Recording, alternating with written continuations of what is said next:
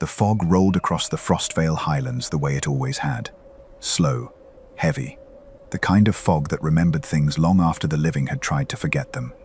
Below it stood Blackthorn Manor, stone walls, dark windows, iron gates draped in climbing vines that had grown so thick over the years, they looked less like decoration and more like something reaching.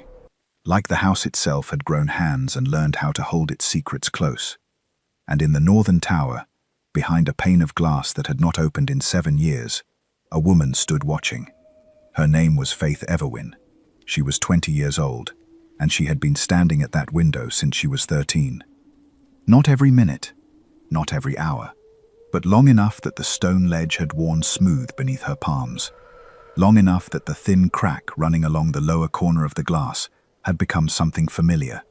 Something she greeted every morning the way a lonely child greets a photograph of someone who never visits. The room behind her told its own story. Books stacked in towers along every wall. Dried herbs hanging in careful bundles from the ceiling beams. Lavender, wolfsbane, moon petal, healer's bark. Candles in various stages of burning lined the windowsill, their wax pooled into small rivers that had hardened and gone cold overnight. Sketches pinned to the plaster, birds she had seen from the window, constellations mapped from memory, a portrait of her father's face drawn from a memory she refused to let fade. The servants who still slipped her meals through the lower hatch believed Faith Everwin spent her days weeping. They were wrong. She spent her days watching. 7 years behind a locked door had sharpened something in her that isolation usually destroyed. She had learned to read the world from a distance. The way a man held his shoulders when he was afraid versus when he was simply tired. The way horses behaved differently around men they trusted. The way smoke from chimneys curled lower in the morning when weather was turning. She had learned that power rarely needed to announce itself, and she had learned that the absence of things told you more than the things themselves. The absence of visitors, the absence of letters, the absence of her name spoken aloud in any room she could hear. 7 years of absences, and she had built something inside each one. Before we continue, please hit the subscribe and like button and tell me which city you're tuning in from. I love to know where this story found you. Now let's dive in. The morning was October grey, the sky pressing low over the hills, like it had somewhere important to be, and couldn't quite leave. Faith stood at the window with a cup of cooled tea in her hands, watching the road the way she watched it every morning. The eastern road wound through the valley in a slow curve, disappearing into the tree line a quarter-mile from the manor gates. In 7 years, she had seen merchants pass, seasonal workers, messengers with their heads tucked low against the wind, the occasional noble carriage flying house colors like a declaration. None of them had stopped. None of them had looked up.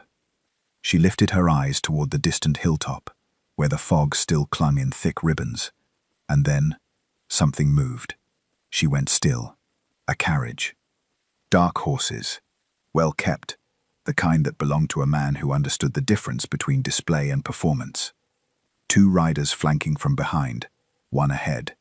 And the carriage itself was plain in a way that was almost conspicuous. No house crest on the door, no colored lanterns, no traveling standard, no announcement. Faith leaned closer to the glass, her breath fogging the pain. She had learned, over years of watching strangers on that road, that men who didn't need to announce themselves were always more dangerous than men who did. The carriage slowed as it reached the lower gate, and then it stopped. The door opened. A man stepped out into the grey October light. He wore a plain traveling cloak, dark and road-dusty, fur-lined at the collar in a way that was practical rather than decorative. His boots were worn at the heel, no traveling hat, which, in a kingdom where men of rank almost always wore them, was the kind of detail Faith had learned not to overlook. He stood very still for a moment, looking up at the face of the manor. He studied it the way a careful man studies anything, quietly, without hurry, as if he already understood that rushing through observation cost you later. Then, as though he could feel the weight of someone watching, he looked up, not at the manor in general, not at the stone face or the iron gates, or the dark windows on the lower floors. He looked directly at the northern tower. He looked directly at her. For one heartbeat, everything stopped. The fog, the wind, the distant sound of a horse shifting its weight on the gravel below. All of it fell away, and Faith stood with her cold tea, and her hands pressed flat against the glass. And the man in the plain cloak stood in the grey morning light with his eyes lifted. And he did not look away. She had expected it. The usual flicker of surprise, then the polite, embarrassed redirect of a man remembering he wasn't supposed to notice the tower. She had seen it before, on the few occasions when someone looked up at all. But this man did not redirect. He simply looked at her, long enough that Faith felt it somewhere behind her ribs. Long enough that for the first time in 7 years, she forgot to breathe carefully. Then he turned and walked toward the front gates. Not hurrying, not announcing himself, simply entering. Faith's hand remained flat against the glass. Her pulse was strange in her chest. Not fearful exactly, something older than fear, the particular feeling of a woman who had learned to survive silence, now standing at the edge of something that was not silent at all. She had spent 7 years watching that road, 7 years waiting for proof that the world still turned beyond these walls. 7 years behind glass that had not opened, and not once, had anyone stopped at that gate, looked up at this tower, and truly seen the woman standing in it. Until now. Her breath left a soft circle of fog on the cold glass, and somewhere below, she heard the front door of Blackthorn Manor open for the first time in a very long while. She didn't know yet who he was. She didn't know yet what he would change. She only knew one thing, with absolute certainty. After 7 years behind locked glass, someone had finally looked up. The name spread through Blackthorn Manor the way cold did. Through the cracks first, then everywhere. Alpha King, Nathan Ashbourne. By the time the front doors had closed behind him, 3 servants had already disappeared into back corridors, and Lady Eleanor Everwyn had pressed both hands flat against the parlour table, as though she needed something solid to hold her upright. In the Moonvale Kingdom, men spoke Nathan Ashbourne's name carefully, the way you handle a blade you respect. He had taken the throne at 19, inheriting a kingdom bleeding from 3 simultaneous border wars, and he had ended all 3 within 18 months. Not through cruelty alone, though his enemies were always careful to say otherwise, but through the particular combination of patience and precision that unnerved men far more than rage ever could. Rage you could anticipate. Patience you couldn't. He was 32 now, broad-shouldered, dark-eyed, with a jaw that looked like it had been carved by someone making a point. He moved through rooms the way powerful men always did, as though the room had been waiting for him to arrive and give it purpose. But people who studied him closely noticed something the stories never mentioned. He remembered names. Every servant, every stable hand, every injured guard on the outer wall. He knew their names, their children's names, the small, complicated details of their small, complicated lives. Cold men didn't do that.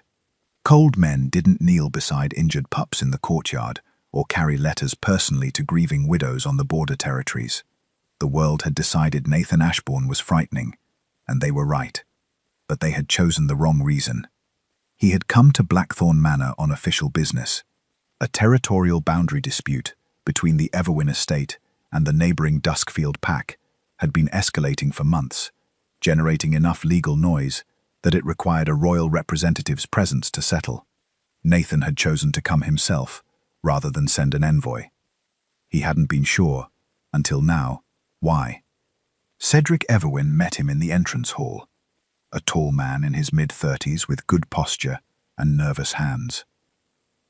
Nathan noticed the hands immediately, the way they kept moving to Cedric's sides, then back together, then apart again. A man managing something. "Your Majesty," Cedric bowed. "We are honored." Nathan looked past him. The manor felt wrong in the way that houses felt wrong when they had been organized specifically around concealment. Too tidy in some places, too neglected in others. The eastern corridor was sealed with a locked door that had no dust on its handle, recently used then. but the servants moved past it without glancing at it, which meant they had been trained not to notice things. Nathan noticed everything. They moved into the main sitting room. Lady Eleanor appeared shortly after, dressed carefully, her smile precise, and positioned like something she had rehearsed. She was a handsome woman who had learned, over many years, how to make her fear look like composure. Nathan had grown up watching his mother perform the same trick. He accepted tea he didn't intend to drink, and they spoke for 40 minutes about the boundary dispute. Acreage, pack law, the relevant council rulings, the appropriate documentation. Cedric handled it adequately, professionally even, but his hands never stopped moving, and Lady Eleanor's eyes kept pulling, briefly, involuntarily, toward the ceiling, upward, toward something above them. Nathan set down his cup. "The territorial matter is straightforward enough," he said. "We'll have it resolved by morning." A pause, deliberate, quiet. "Tell me about the woman in the northern tower." The room stopped breathing. Cedric's hands went completely still, for the first time since Nathan had arrived. Lady Eleanor's composure flickered. Just once, just briefly, like a candle in a draught. Then Eleanor smiled again. "The northern tower, Your Majesty?" Her voice was smooth, almost convincing. "That part of the manor has been abandoned for years. There's nothing up there." Nathan looked at her. He didn't speak immediately. He had learned, young, that silence applied at the right moment told you more than any question could. He watched Eleanor hold her smile together with visible effort. He watched Cedric stare at a fixed point on the floor. He thought about a palace bedroom with the curtains always drawn. A woman who asked to go outside and was told, gently, firmly, repeatedly, that it wasn't safe.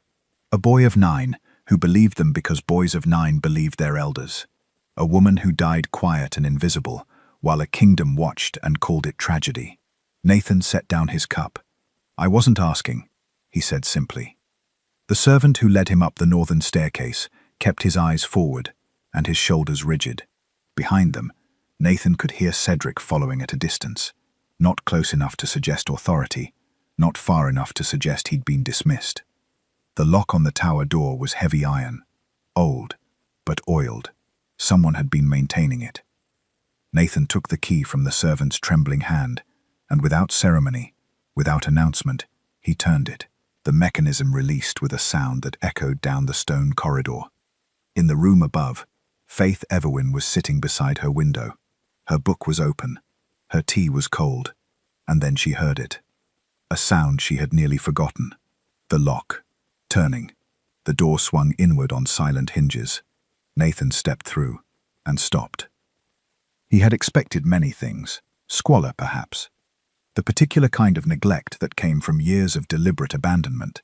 Bare walls, a thin mattress, a room that had been stripped of anything that might make a person comfortable enough to stay sane.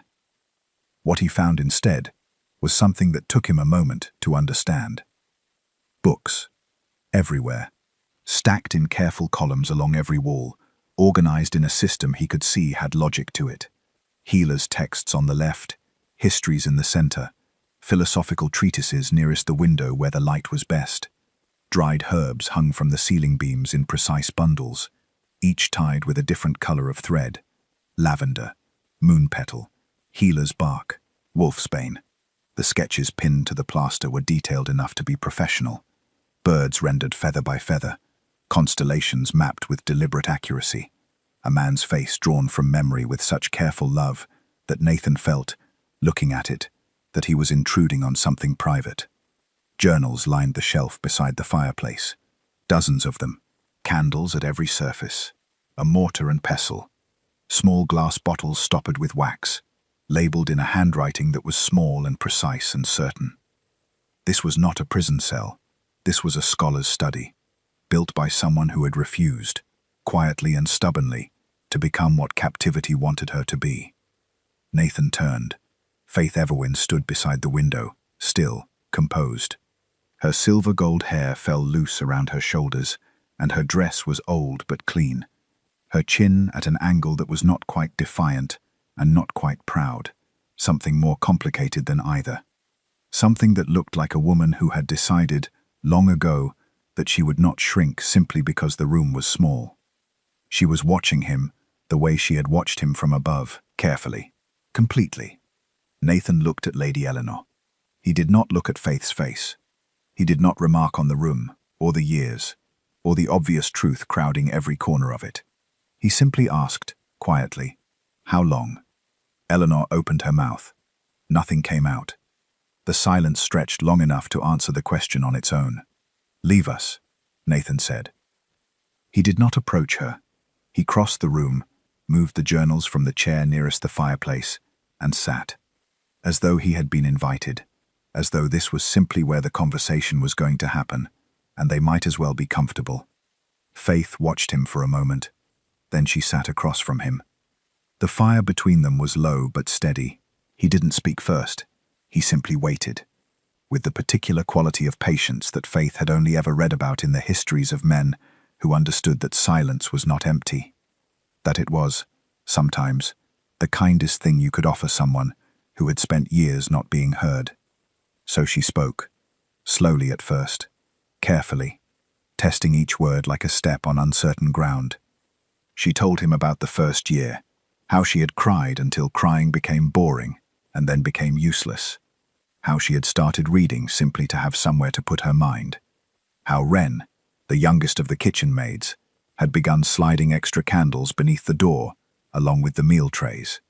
Extra candles, then paper, then books, requested in whispers through the hatch, how Wren had never once asked for anything in return. She told him about the herbs, how she had started growing them on the windowsill out of curiosity and realized within months that she had healer's hands, that the knowledge came to her naturally, practically, the way some things simply did when you had quiet enough to hear them. She told him about watching the road, the window, the people, the things she had learned to read from a distance. Nathan listened. He asked occasional questions, short, precise, never redirecting, never filling silence with his own comfort. He simply listened with the complete attention of a man who understood that listening was not passive, that it required something from you. Faith noticed that he never looked at her the way men usually looked at her when they caught glimpse of her through the hatch or the window. He didn't look at her face and stop thinking. He looked at her and kept thinking. She noticed she appreciated it more than she could easily explain. The fire had burned lower when Wren, permitted upstairs by Nathan's quiet instruction to a guard, brought tea without being asked. Faith wrapped both hands around the cup. She used to hide notes in the tea tin, Faith said. Notes about what? Everything happening outside. A pause. News. Gossip. Who married whom? Which council votes had passed? She glanced down at her cup. She thought it was small comfort. Was it? It was the only reason I knew the world was still moving. She looked up. Small things aren't small when they're all you have. Something shifted in Nathan's expression. Not pity. Something older and quieter than pity. Then Faith said something she hadn't intended to say. It came out the way true things sometimes did, without ceremony, without preparation, simply arriving because the silence was finally safe enough to hold it. She almost smiled at his expression. Then she said, 7 years is a long time to be invisible. And Nathan, who had not smiled once since entering Blackthorn Manor, came very close. The fire crackled. Outside, the fog had lifted off the highlands. Faith set down her cup. Her voice dropped. I need to tell you something else. Nathan waited. I know who killed my father. The fire kept burning. But Nathan Ashbourne went completely still. Faith didn't wait for him to respond. She crossed the room, moved to the far corner behind the writing desk, and knelt. Her hands found the edge of a floorboard, the third from the wall, slightly darker than the others from years of careful handling, and pulled. It came up quietly, as though it had been designed to. Beneath it was a hollow the size of a traveling trunk, and it was full. Nathan rose from his chair without thinking and came to stand beside her. Letters, dozens of them, bundled in careful stacks and tied with plain thread. Ledgers, 3 of them, their spines worn smooth, filled with columns of figures in 2 different handwritings, journals with dates running back 4 years, and beneath those, folded documents covered in a coded shorthand that Nathan recognized, with quiet astonishment, as the financial notation system used exclusively by the Moonvale High Council's Eastern trade offices. He looked at Faith. She looked back at him. 3 years, she said simply. He didn't speak. There was nothing to say that the hollow in the floor hadn't already said better. She had not spent 7 years waiting. She had spent 7 years preparing. They moved to the table. Nathan cleared the journals to one side, while Faith organized the letters by date, her hands moving through the stacks with the practiced certainty of someone who had spent years handling these documents. So many times, they had memorized the order. "His name is Lord Magnus Ravenscar," she said. Nathan went still. He knew the name. Everyone in Moonvale did. Magnus Ravenscar, Alpha Lord of the Eastern Territories, the most influential noble seat outside the Royal Council itself. A man whose political reach extended into trade, law, military contracts, and border governance. A man who had spent 2 decades positioning himself as indispensable. A man Nathan had never fully trusted. "Show me," he said. Faith opened the first ledger. The figures were meticulous.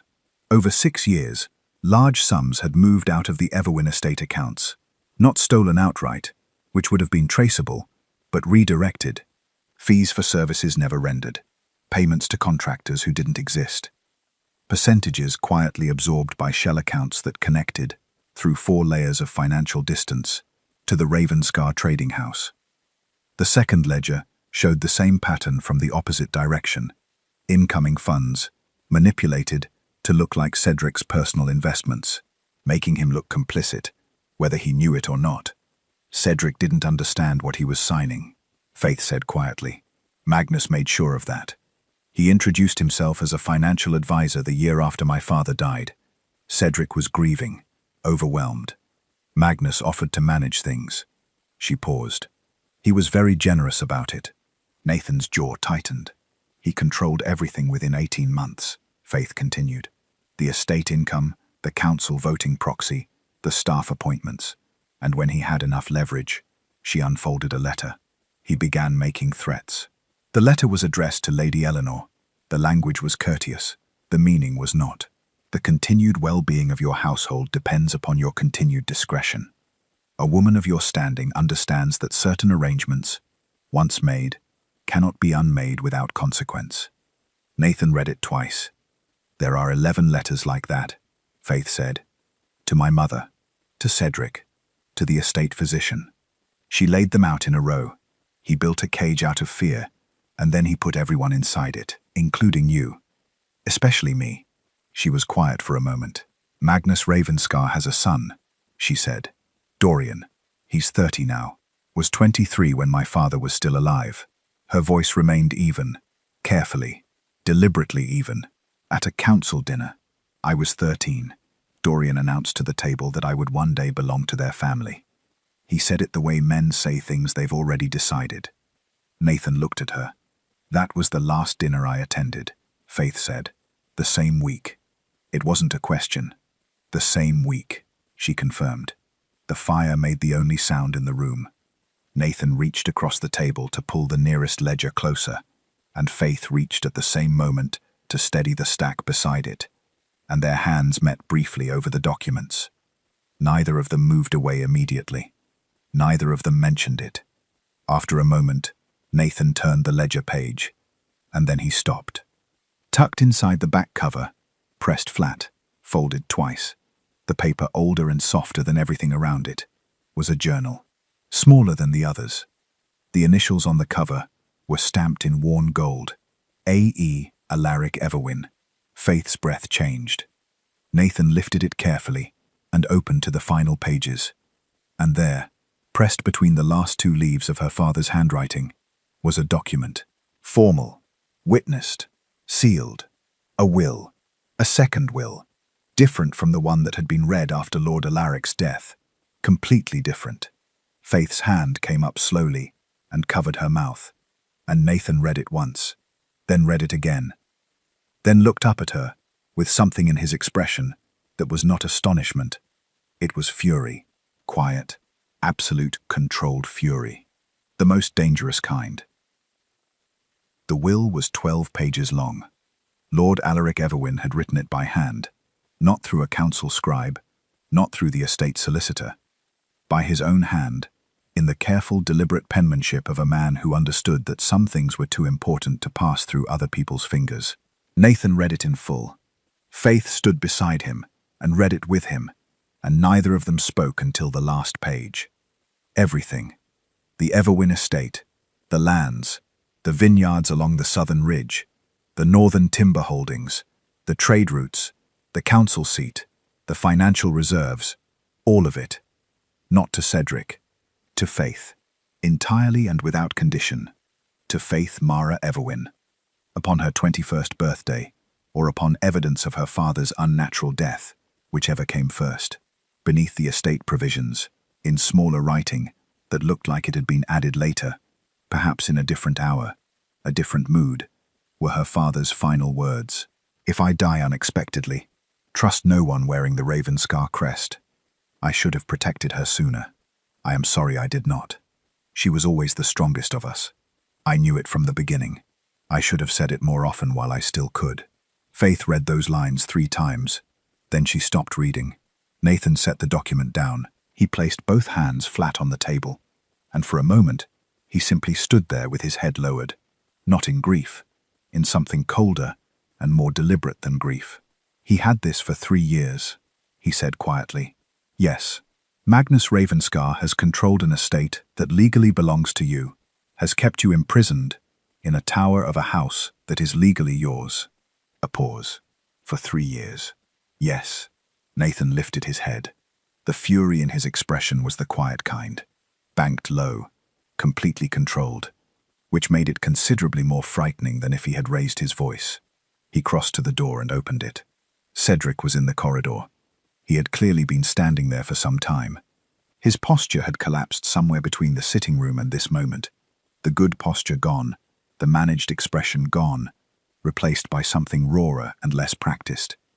He looked like a man who had been holding something very heavy for a very long time, and had finally, in the presence of a witness, run out of the strength to keep holding it. Nathan looked at him. "Come in," he said, simply, without anger, which was somehow worse. Cedric crossed the room and stood before his sister. He didn't look at Nathan. He didn't look at the documents on the table or the open floorboard in the corner. He looked at Faith, and then, quietly, without warning, without dramatics, he broke. "He told me he would kill you." His voice came out stripped of everything. Rank, pride, the years of careful distance. He said it plainly. The week after Father died, he came to me privately and he told me, if I didn't cooperate, if I didn't maintain the arrangement, if I told anyone what he was doing. Cedric stopped, pressed his hand briefly against his eyes. He said you would simply disappear, that it would look like grief, like instability, that no one would question it. Faith was very still. "I told myself I was protecting you," Cedric said. "I told myself the tower was safer than what he might do otherwise. I told myself it was temporary." He exhaled. "I told myself so many things for so many years that I stopped being able to hear how they sounded." His voice broke on the last word, and Faith watched her brother cry. For the first time in 7 years, she didn't speak immediately. She looked at him the way she looked at everything, completely, carefully, with the particular patience of a woman who had spent years learning that most people were not what they appeared to be. Not better, not worse, just more complicated. "I know," she said finally, softly. That was all. Later, after Cedric had gone, Nathan remained by the fireplace. He spoke without turning around. "My mother spent the last 4 years of her life in a room inside the royal palace." His voice was quiet, factual in the way that difficult things became factual once you'd carried them long enough.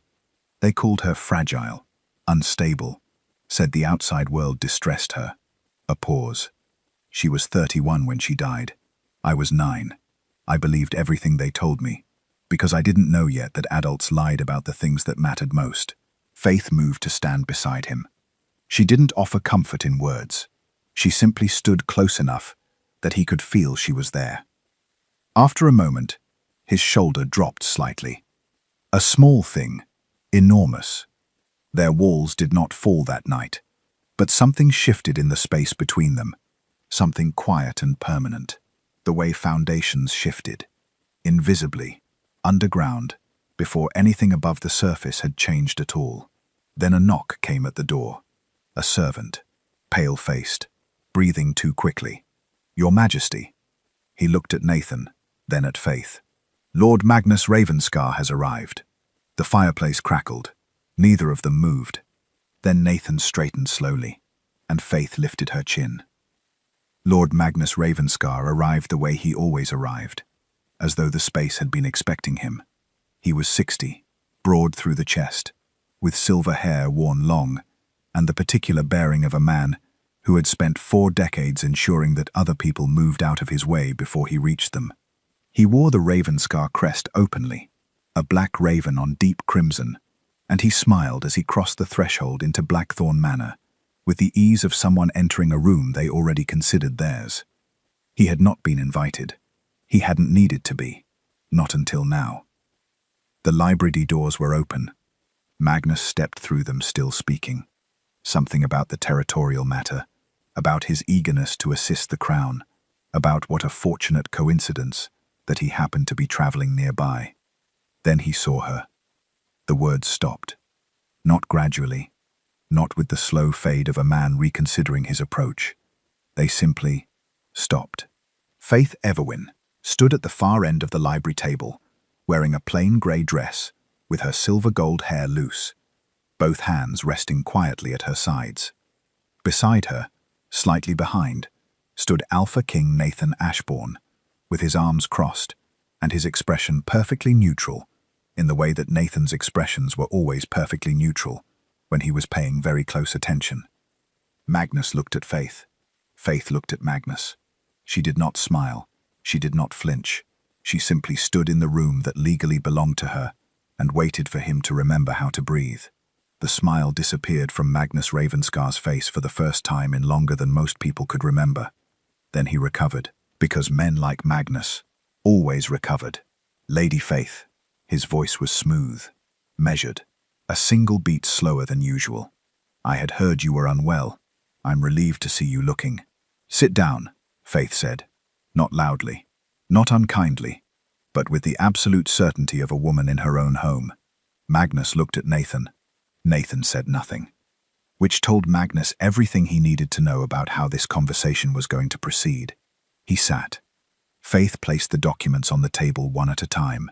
The second will, her father's journal, Cedric's signed confession, the financial ledgers, the letters to her mother, the coded accounts, the witness statements from 3 estate servants and the former Everwin estate physician, gathered over 3 years through Wren, and quietly notarized through a council clerk who owed Wren's family a debt. She placed them without commentary. Let each one land in the silence. Magnus looked at the documents, the way men looked at things they had believed safely buried. Then he laughed. It was a good laugh. Practiced. The laugh of a man who had spent decades using amusement as armor. "You have been busy," he said. His eyes moved to Nathan. "You understand this is the imagination of a woman who has spent 7 years isolated and—" "She's been speaking for 10 minutes, Nathan said quietly. "I'd suggest you listen." Magnus closed his mouth. Faith continued. She walked him through the ledgers, the redirected accounts, the shell contractors, the 4-layered financial architecture built to drain the Everwin estate while making Cedric appear complicit. She explained the timeline. The council dinner, where Dorian Ravenscar had announced his intentions. The week that followed, her voice remained even throughout.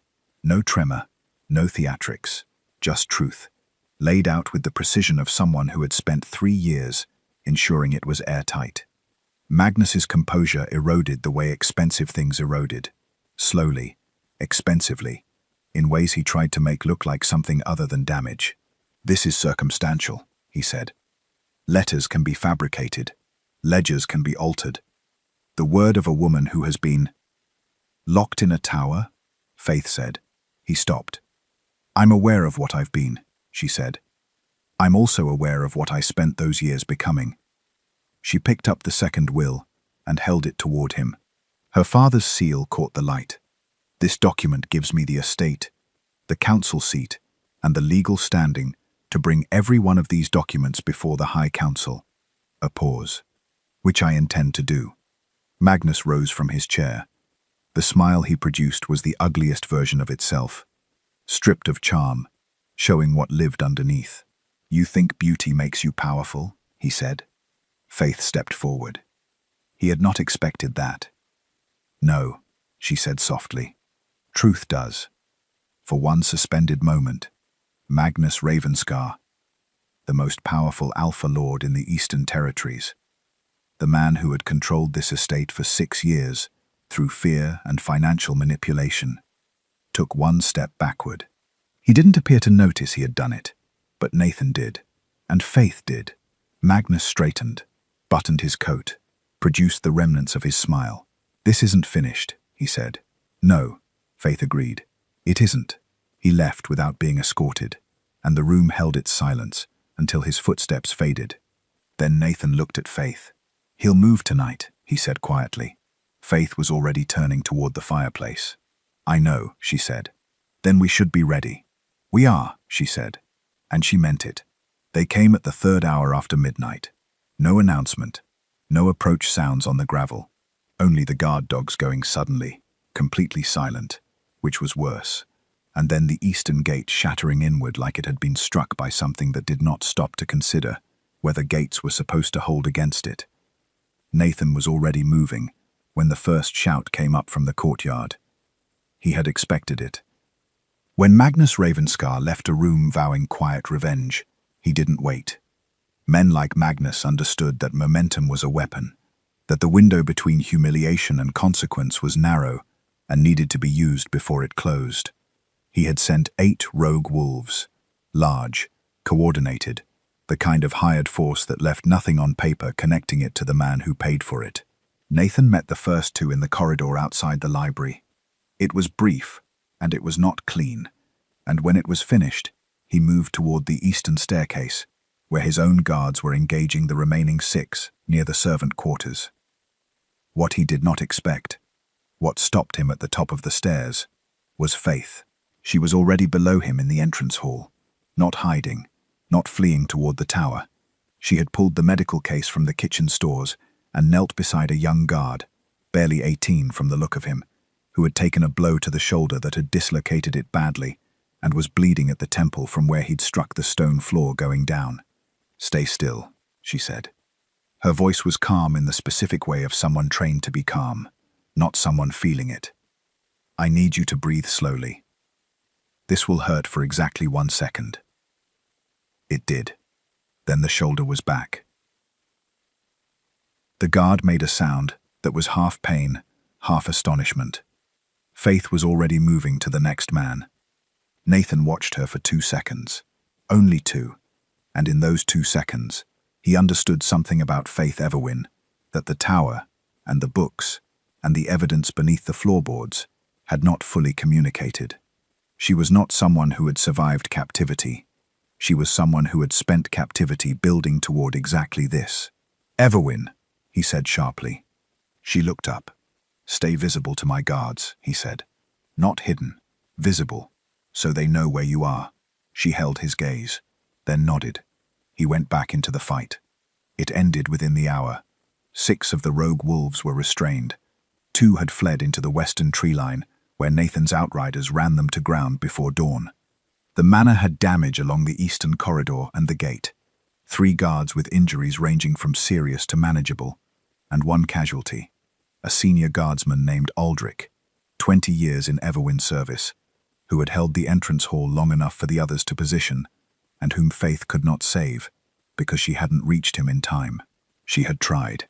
Nathan found her afterward in the main hall, kneeling beside where Aldrich had fallen, her hands in her lap, and her expression doing the thing it did when she was feeling something she had decided not to perform.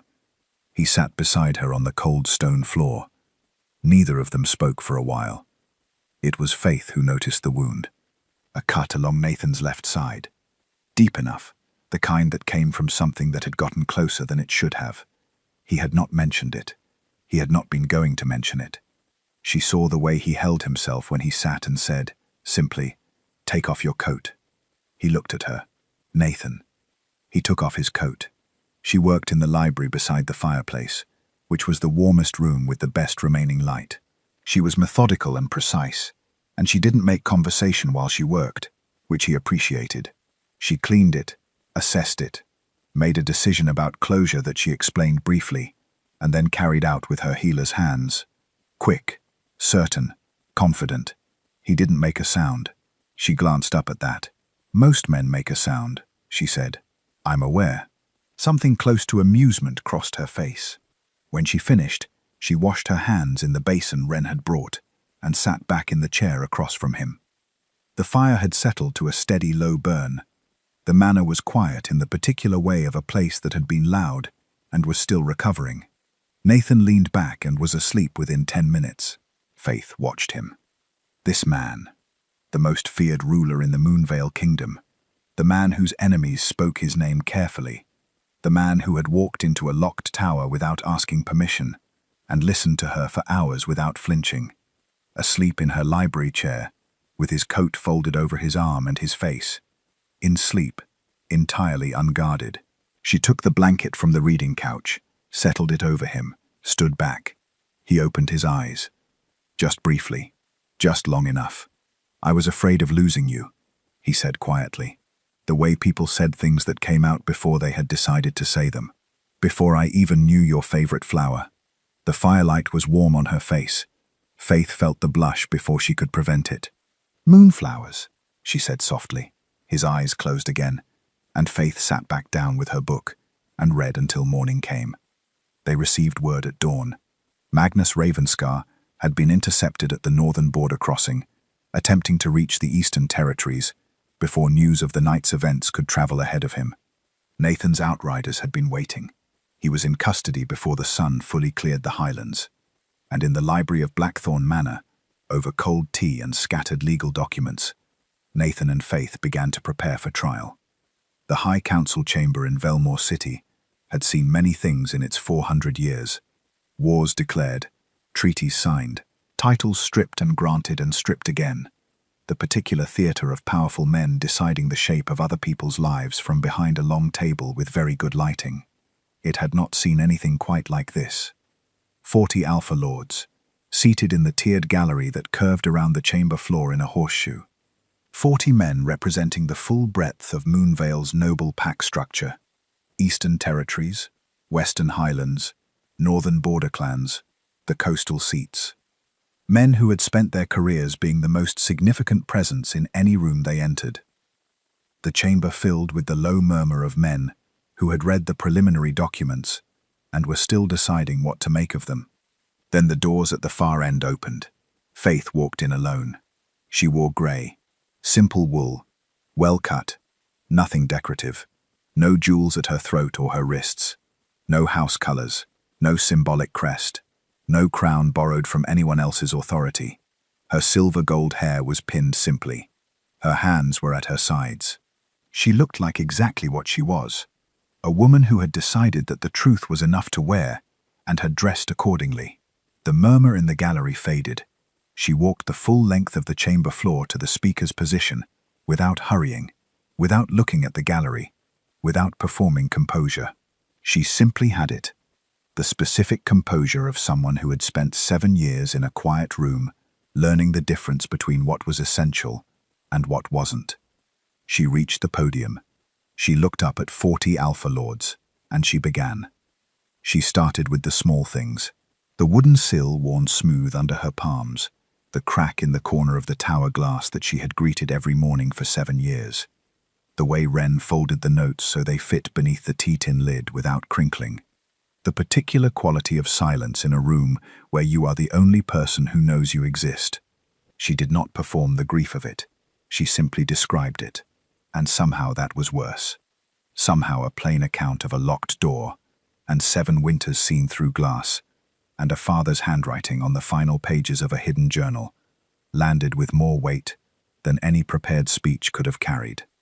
The gallery was very still. She spoke of her mother, not with bitterness, but with the clear-eyed accuracy of a daughter who had taken the long view and understood that fear made people capable of things love had not prepared them for. She spoke of Cedric with the same precision, of what cowardice looked like from the inside of the room it created. She named Magnus Ravenscar once, then did not name him again, because she was not here for him. She brought forward the evidence methodically, the second will, the financial ledgers, the letters, the coded accounts, and walked the council through each one with the thoroughness of a woman who had spent 3 years ensuring that what she built could not be dismantled by men who would try. Cedric spoke. Then Eleanor, her voice thin but steady, in the way of someone attempting to be, for the first time, worth the attempt. Then Wren, who stood before 40 Alpha Lords in her kitchen maid's dress, and did not apologize for either, and the estate servants, and the physicians, and the council clerk who had notarized the witness statements, and was deeply unhappy about being present, but had shown up nonetheless. When they finished, Faith returned to the podium. She was quiet for a moment.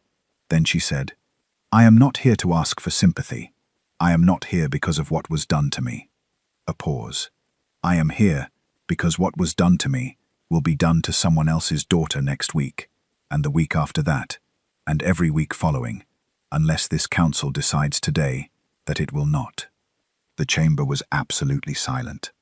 "The strongest souls are not those untouched by suffering," she said.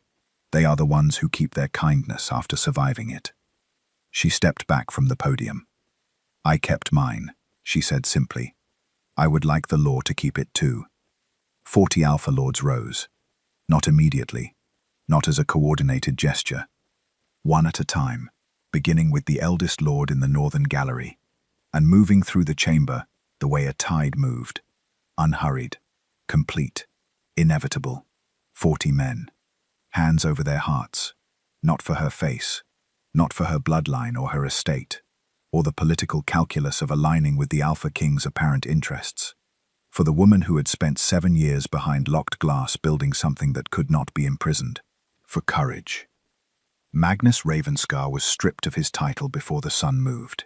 His lands, his council seat, his eastern trading rights, dissolved.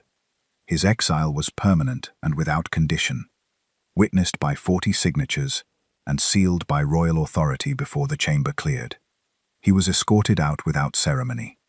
He did not look at Faith as he passed. She did not look at him either. There was nothing left there worth looking at.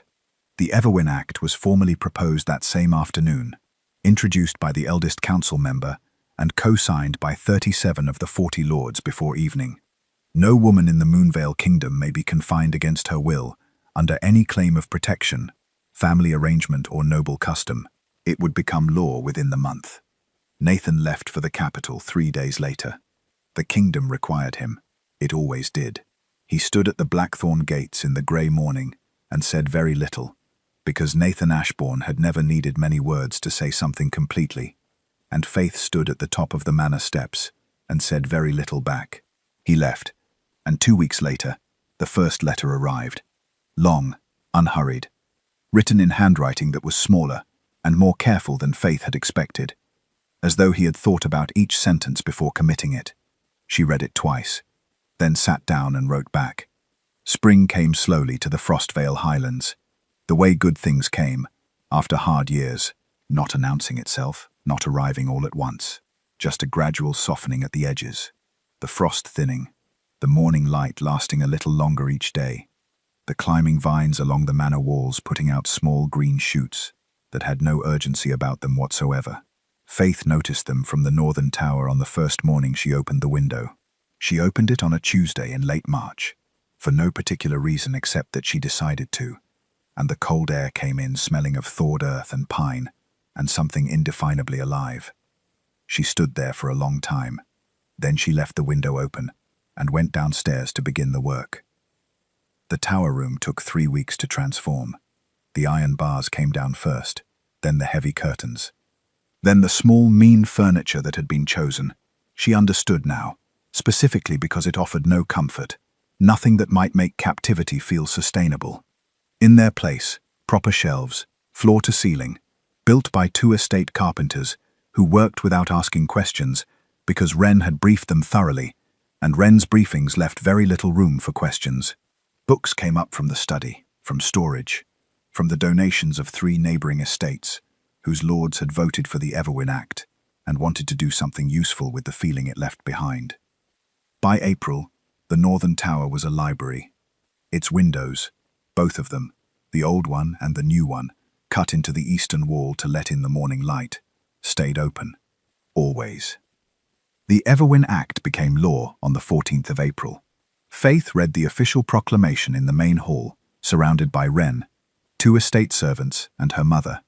And when she finished reading, she folded it carefully and placed it in the tower library on the shelf she had designated for things that mattered. It sat between her father's journal and the first letter Nathan had sent.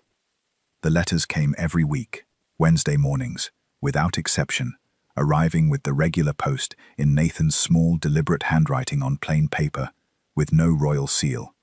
A choice she had noticed immediately and said nothing about. He wrote about the kingdom, cases before the council, border negotiations, a rogue pack dispute in the Northern Territories that had taken 3 weeks to resolve, and considerable patience.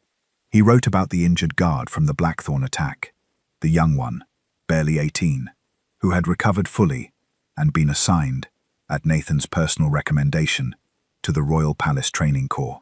He wrote, occasionally, about smaller things, a book he had read and disagreed with, the particular quality of light over the capital in winter versus in spring, a dog that had followed his carriage for 2 miles outside the eastern city gates and been persuaded to stop only through the diplomatic application of dried meat from his traveling pack. He never wrote about what he felt, he never pushed, never claimed, never asked for anything from her at all.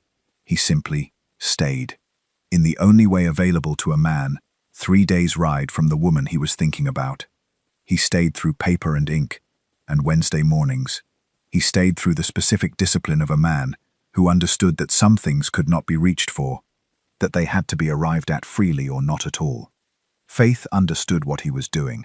She understood it so completely, and with such precise recognition, that it undid her far more efficiently than declarations would have. She had read about love in her tower library, had formed from books a working theory of what it was. The grand gestures, the impossible sacrifices, the thunderclap recognition. She had not read about this. About a man who gave you your freedom first, and then simply made himself available within it, who never positioned himself between you and the door, who wrote you letters about a dog that followed his carriage because he thought it might make you smile and didn't need to know whether it had. Faith fell in love the way the spring had come to the Highlands, without announcement, without urgency, just a gradual, inevitable warmth at the edges of everything. He came back in October, a year, almost exactly, from the morning he had stepped out of a plain carriage in the grey October light and looked up at a tower window. The roses along the southern garden wall had been Faith's project through the summer, white climbing roses, planted in June, which had no business being in bloom by October, and yet somehow were. Wren maintained they had simply decided to cooperate, and Faith had learned not to argue with Wren about things she felt strongly about. They were standing in the garden when he arrived. He came around the eastern path without ceremony, in a plain travelling cloak with dusty boots, and he stopped when he saw her among the white roses in the last of the evening light. He stood there for a moment. Then he crossed the garden, and he stood before her, and the man who rarely needed many words to say something completely said nothing at all for a long moment. Then Faith. Yes. Would you allow me to spend the rest of my life earning the privilege of standing beside you? The evening light was warm and gold, and the white roses moved slightly in the breeze. And Faith Everwin, who had spent 7 years behind locked glass, becoming precisely and entirely herself, felt tears come, not from grief. Yes, she said, simply, completely, the way true things were said. High above them, the northern tower window stood open. It had been open for 7 months. It would remain open for the rest of her life, not because she had been rescued, because she had chosen, finally, freely, with her whole self and no locked door in sight, to let the light in. And this time, the choice had been entirely hers. If you enjoyed the story, let me know in the comments. Your voice decides what I write next.